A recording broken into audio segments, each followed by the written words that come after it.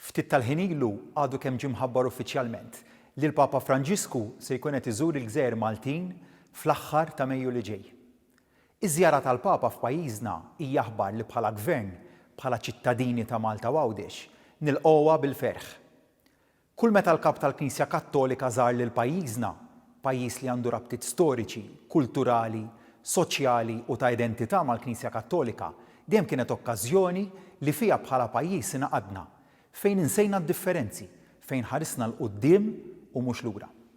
L-okkażjoni tal-31 ta' Mejju li ġej se tkun l-istess. Dan għandna nagħmluh kemm għax ġej il-Papa f'pajjiżna, kif ukoll għax din l-okkażjoni hija tfakkira ta' kemm minkejja li aħna pajjiż żgħir ingawdu r-rispett tal-mexxejja dinjin.